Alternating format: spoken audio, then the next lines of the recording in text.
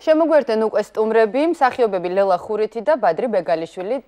ძალიან დიდი მადლობა ჩვენთან სტუდიაში მობრძანებისათვის და იმისთვის, რომ დრო გამონახეთ, რადგანაც მიმდინარეობს ეს გაქაფული სამუშაოები, უკვე 26-ში პრემიერა უნდა შესთავაზოთ მაყურებელს პიესის ნავიგატორი, რომელიც საკმაოდ პოპულარული იყო დიდ ბრიტანეთში, ხომ? 1000 პიესას შორის მოხვდა, შემდეგ უკვე 14 საუკეთესოთა შორის გამოარჩიეს. და დაახლოებით 40 მილიონამდე მსმენელი ჰყავს BBC-ს და იმის მიუხედავად, რომ საკმაოდ დიდი აუდიტორია, მაინც დაიმსახურა როგორც ჟიურის მოწონება, ასევე ალბათ მსმენელისაც და არის ერთგვარად ალბათ დიდი პასუხისმგებლობა, რომ ასეთი პიესა ჯერ სცენაზე გადაიტანო და თან კარგად გადაიტანო, ისე რომ დააინტერესო მაყურებელი. თანაც საქმე ეხება ისეთ პიესას, რომელიც მოგვითხრობს ადამიანზე, რომელიც დაკარგულია რეალობასა და აბსურდს შორის. ძალიან საინტერესო ფიქრობ უნდა იყოს თქვენთვისაც იმ როლების შესრულება, რაც შეხვდათ, თუმცა მოდით იქამდე ჯერ სწორედ ამაზე ვილაპარაკოთ, როგორ ხდება, როდესაც რადიო პიესა გადადის უკვე სცენაზე. არის რაიმე ესეთი განსაკუთრებული ალბათ სპეციფიური ნიშნები, რაც თქვენთვისაც მნიშვნელოვანია, რეჟისორისთვის და ალბათ მაყურებლისთვისაც. მოგესალმებით, დიდი მადლობა მოწვევისთვის. მე უნდა გითხრათ, რომ რაღაცა განსაკუთრებული სირთულეებთან არ ქონდა მე მგონი ჩვენ საქმე, იმიტომ რომ ჩვენ რაღაცნაირად ვცდილობთ, ეს პირველი შემთხვევა, როდესაც მე მგონი პირველი შემთხვევა, როდესაც რადიო სპექტაკლი იდგმება სცენაზე და დათო საყვარელიძე ზუსტად ეს უნდოდა, რომ გამოგვეყენებინა ხიბლი, რადიო თეატრს აქვს თავისი ხიბლი, რომ აი სპექტაკლის უმეტესი ნაწილი სრულდება უკვე მსმენელის ფანტაზიაში და მე ძალიან მიყვარს ის ისტორია, როდესაც ბავშვს ეკითხებიან, რადიო თეატრს მოასმენინებენ და სპექტაკლზე წაიყვანენ და რომელი უფრო მოგეწონაო და ბავშვი ამბობს, რომ ის რადიო სპექტაკლი უფრო მომეწონა, იმიტომ რომ იქ უფრო ლამაზია ყველაფერი. ანუ ყველა თავისებურად ასრულებს შემდეგ ამ ისტორიას შემოთავაზებულ ისტორიას თავის ფანტაზიის ამბები. ამიტომ აი ეს პრინციპები უნდა დათო რომ გამოიყენოს და გამოხატვის ამ წირის საშუალებებით გვინდა რომ აი პირველი ბიძგინი მაყურებლის ფანტაზიას და შემდეგ უკვე მან დაასრულოს თავისთვის და მან შეწყდეს თავისი სპექტაკლი. აი ეს წარმომიდგენია. თვითონ უშუალოდ ისტორია ამბავი რამდენად საინტერესო იყო და როგორ ფიქრობთ, აი დღეს რამდენად ახლობელი იქნება მაყურებლისთვის იმ ყველაფრის მოსმენა და ნახვა, რასაც უკვე იხილავს რუსთაველის თეატრის მცირე სცენაზე.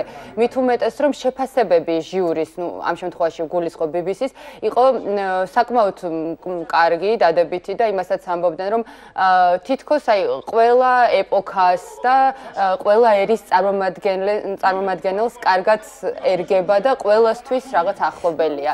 აი თქვენთვის რამდენად ახლოს დგას და როგორ ფიქრობთ, როგორ მიიღებს ამას ქართველი მაყურებელი დღეს? გავგზელო.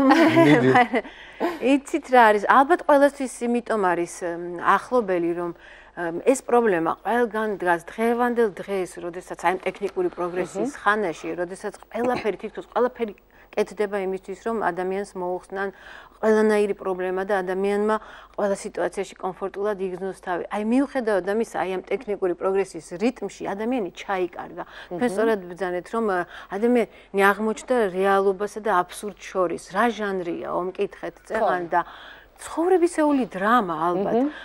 გაჯერებულია ჩვენი ცხოვრება, გაჯერებულია, ეკლექტურია, ასე ვთქვათ, ეს ჟანრი, ხან კომედიაში ვართ, ხან ტრაგედიაში, ხან ტრაგიკომიკურია, უფრო და უფრო ცხოვრებისეულ დრამას დავარქმევდი. აი ამიტომაც არის ალბათ ყველასთვის ახლობელი. ვერანაირი ტექნიკური პროგრესი ადამიანს ვერ მოუხსნის იმ მარტივ პრობლემას, რასაც სულიერი სიმარტოვე ქვია. ადამიანს ხშირ შემთხვევაში ერთი მზრუნველი სიტყვა, ერთი რაღაც ღიმილი მოუხსნის აბსოლუტურად ყველა სირთულეს და განაწყობს ცხოვრების, საქმიანობისთვის განაწყობს და მას ისე უნდა ცხოვრება და უხარია ცხოვრება. ერთი მხოლოდ და მხოლოდ მზრუნველი სიტყვა, მას უნდა გქონდეს განცდა, რომ მასზე ზრუნავენ. მასზე ზრუნავს მისი ახლობელი, მეგობარი, სახელმწიფო უნდა ზრუნავდეს ადამიანზე და აი როდესაც აი ამის დეფიციტია და ამის დეფიციტი არის ყველგან, იმიტომ რომ ხშირად გქონია ჩვენ შემთხვევა დაგვისვამს კითხვა და პასუხისთვის არც მოგვისმენია. მივდივართ ყველა ესე ვთქვათ თავის ხასავით არის ამ ცხოვრებაში და აი რაღაცა გადაკვეთის წერტილები აღარ არის და ხანდახან გინდა გააჩერო ადამიანი და უთხრა შენი სათქმელი და პაუზა, თუნდაც არ მოგისმინოს, მაგრამ რაღაც პაუზა. ზუსტად ჩვენი PS-ის მთავარი გმირიც აი ნავიგატორში ეძებს, იმიტომ რომ ის რაღაცა მონოტონურად, აი მის მონოტონურ დიალოგში, აი პაუზებში ის გრძნობს, რომ ვიღაცა უსმენს. და არაფერი აღარ უნდა ამ ქვეყანაზე და აი ამ უსულო საგანში ეძებს თანაგზნობას. კი, ბატონი როსტომი, რომელიც უარყო ქალბატონმა, რომელიც მას თავდაპირველად მოსწონდა, რეალურმა ქალბატონმა კლარამ და ამიტომაც შეყვარებულია უკვე ნავიგატორზე. ბატონ ბადრი, გვითხარით თქვენი პერსონაჟის შესახებ. რა ვიცი, არ მიყვარს იცი, არ დაგიმალავ და პერსონაჟზე და იმ როლზე რა საუბარი. წინასწარ მოდი ეს მაყურებელს გავანდოთ და მაყურებელმა ნახოს და მაყურებელმა შეაფასოს საკმაოდ ისედაც ბევრი სიუჟეტი დანაც ვისაუბრეთ და მე უფრო სხვა რამეზე მინდა რომ ვილაპარაკო, მე ვიტყვი რომ ეს ჩემი კეთილი იყოს ჩემი ფეხის სოხუმის დრამატურგიაში, ესე ვიტყვი, იმიტომ რომ მე მოწვევით ვიმყოფები შტატში ამიყვანეს უკვე წეს დიდი მადლობა მინდა უთხრა მთლიანად ჩემს მეგობრებს გაიხარეთ, მე ასევე მუსიკომედიის თეატრის მუსიკისა და დრამატის თეატრის მსახიობი ვარ და ну რაღაც რუსთაველის თეატრში რაღაც დათოს შევხვდი საყვარელიძეს და რაღაცა გავიგე ის ინფორმაცია რომ დათო დანიშნეს სოხუმის თეატრის სამხატვრო ხელმძღვანელად და უთხარი მეთქი დათო ბიჭო რაღაცა თუ ჩვენ მაინც ერთი თაობა ვართ რა მეგობრები ვართ ინსტიტუტიდან მოყოლებული თუ რამეში დაგჭირდი რაღაცნაირად რომ დავილაპარაკე და ბიჭო სპექტაკლს გავუეხლაო ნავიგატორი მინდაო დავდგაო ლაშასიო და სუფთა როსტომი ხარო შემოვხედა. არა, რატომ? არ გითხეთ, რატომ ფიქრობ? რა ვიცი, საუბარი ალბათ ლაპარაკებდა და მეცახი სუფთა როსტომი ხარ, სუფთა როსტომი ხარ. აი, გაგონდა ეს ხო, ნუ ეხლა რაღაც ეთქვა, რაღაცა დაიჭირა ჩემში და არ ვიცი რა და ეს მეც დიდი სიამოვნებით რა თქმა უნდა დავთანხმდი და ცოტა არ იყოს ღელავ ეხა არ ჩვევია საერთოდ ამ ბოლო დროს ეს რაღაცა ნერვიულობები და ღელვები და რაღაც სცენაზე გასulis წინ რაღაცა, მაგრამ ეს პირველი მაინც თან მიუჩვეველი ვარ არიან მოდებულები არიან რა რაღაცა მე თეატრში სამ თეატრში ქიდან გაიქცევიან იქ არიან გამოიქცევ იქ სერიალი რაღაცა რომ და ეგეთი რაღაცები მე არ მიყვარს რა და რა ვიცი მე მამა ჩემიც დედა ჩემიც მუსკომედიაში დავიბადე გავიზარდე იქ ავარ და რაღაც ეხა უცებ რომ გამოვიდი კი მე ჩემი მეგობრები მე ლილისაც ნანასაც ბავშვობიდან ვიცნობ რაღაცა მეხმარებიან გვერდშიდანან ვინც გავიცანი მთელი და ძალიან თბილად კარგად უღრმესი მადლობა მინდა უთხრა რა მხარ ჩემ კარგებო და რავი კი მეხმარები მაგრამ მაინც რაღაცა გულის სიღრმეში ცოტა არ იყოს ვღელავ მაგრამ კარგია რა ბედნიერი ვარ იმით რომ აი კიდევ ერთხელ მომიწია ამ ძალიან კარგ ხალხ ნიჭიერ ხალხთან რავი სცენაზე დგომა და მადლობელი ვარ კიდე რომ აი კიდე ერთ კარგ რეჟისორთან ბატონ დათო საყვარელიძესთან მომიწევს მუშაობა და კულტურის სამინისტროს მადლობა მინდა უთხრა რომ არ მიცეს საშუალება რომ ოპერაში იმუშაოს გააგრძელოს თორე ხო არ შევკვდებოდი არა და ამ შემთხვევაშიც მართლა კულტურის დაძაბთა დაცვის სამინისტროს ასევე მერის კულტურული ღონისძიებების ცენტრი არის მხარდამჭერი ამ პროექტის და ისევ თქვენთან მინდა გავაგრძელოთ საუბარი თქვით რომ არიცით რატომ თქვა ბატონმა დათომ რომ გავხართ როსტომს და თან არ გსურთ მაინც და მაინც როლზეც დიდად საუბარი, მაგრამ მაინც იქნებ გვითხრათ, აი თქვენ თავად თუ ხედავთ მსგავსებას ბადრისა და როსტომს შორის.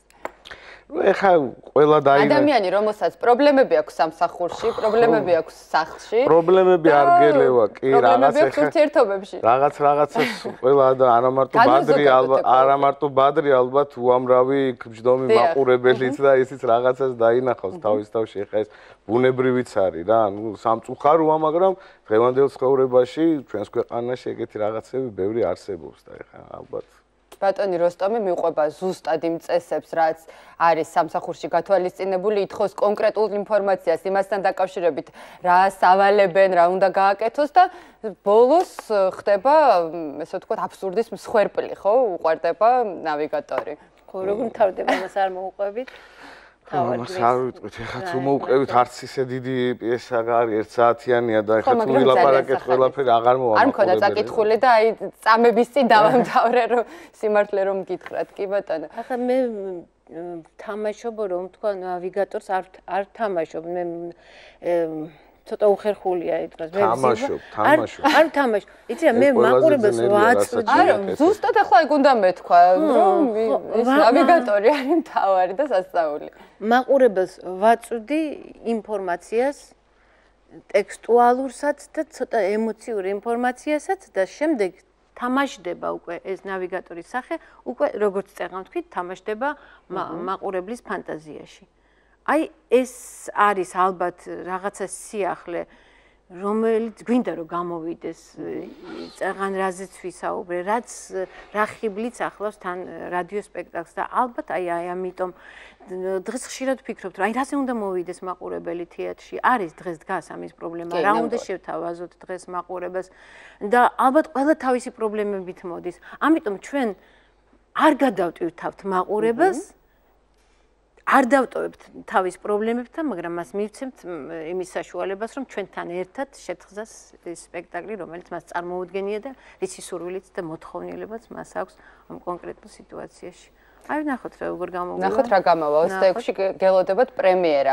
ძალიან დიდი მადლობა, გისურვებთ წარმატებას და დარწმუნებული ვარ, რომ მართლაც ანშლაგით ჩაივლის თქვენი საპრემიერო დღეები და მე ალბათ რეპერტუარშიც შეჯდება, ხო? აუცილებლად. ახლა ზაფხულია და ერთ-ორ სპექტაკლს მოვასწრებ. ერთ პატარა განცხადებას გავაკეთებ თუ შეიძლება რა. ეს ძალიან გთხოვთ, აი ახლობლები, მეგობრებო, არ არის საშუალებები, რა ქვია, მოსაწვევების და ვაცრავთ რას არ გიხდით ბოდიში და ვისაც ნახვაგიროთ მობრძანდით პირდაპირ და შეიძინეთ ბილეთს. როგორ კარგად ისარგებლეთ ჩვენი ეთერით. დიდი მადლობა ჩვენს მაყურებელს შევახსენებ რომ ჩვენი სტუმრები იყვნენ მსახიობები ლილი ხურითი და ბადრი ბეგალიშვილი. თქვენ პრემიერა გელოდებათ რუსთაველის თეატრის მცირე სცენაზე 26, 27, 28 ხომ არ ვწდები. ასე რომ არ გამოტოვოთ ეს ყველაფერი რეკლამის დრო ახლა ჩვენს გადაცემაში რამდენიმე წუთში დაგიბრუნდებით დროებით.